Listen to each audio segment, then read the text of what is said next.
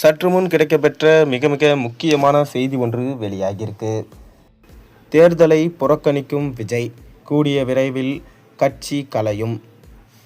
அதாவது, தமிழக வெற்றி கழகம் என்கின்ற கட்சியை தொடங்கி 2.5 வருடம் ஆகி இதுவரை செங்கோட்டையன் தவிர்த்து அந்த கட்சியில் சொல்லும்படி யாரும் பெரிதா இணையலை.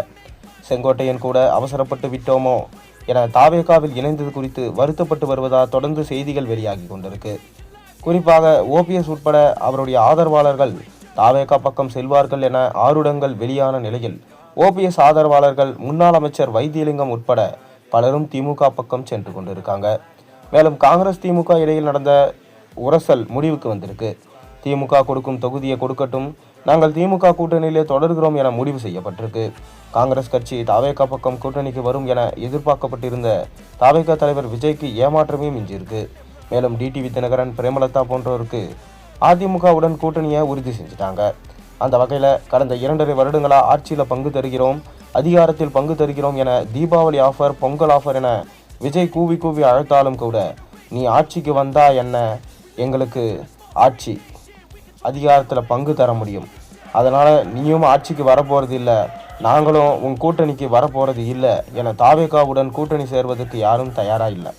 இன்னும் தேர்தலுக்கு சில மாதங்களே இருக்கும் நிலையில் கரூர் சம்பவம் குறித்து சிபிஐ விசாரணையை தீவிரப்படுத்தி இருக்கும் நிலையில் விஜய்க்கு மிக பெரும் நெருக்கடியாக இந்த சிபிஐ விசாரணையை அமைஞ்சிருக்கு.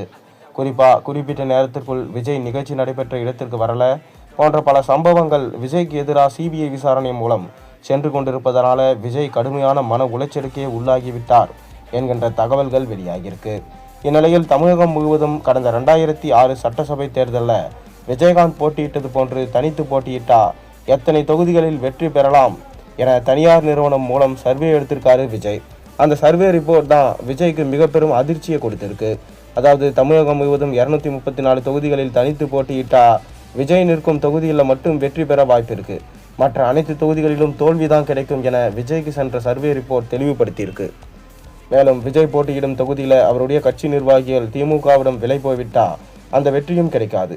மேலும் தாவேகா சார்பில் போட்டியிடும் வேட்பாளர்கள் கடைசி நேரத்தில் திமுகவிடம் பணத்தை பெற்றுக்கொண்டு தேர்தலில் போட்டியிடுவதிலிருந்து பின்வாங்க அதிக வாய்ப்பு இருக்கு. குறிப்பாக விஜயை சுற்றி இருக்க கூடியவர்களில் செங்கோட்டையன் தவிர்த்து யாருமே சட்டமன்றம் தேர்தலில் ஒரு முறை கூட போட்டியிட்ட அனுபவம் இல்லாதவர்கள். ஆகையால் இவர்களை நம்பி விஜய் களம் இறங்குவது கல்லை கட்டி கிணற்றில் இறங்குவதற்கு சமம் என விஜய்க்கு அறிவுறுத்தப்பட்டிருக்கு.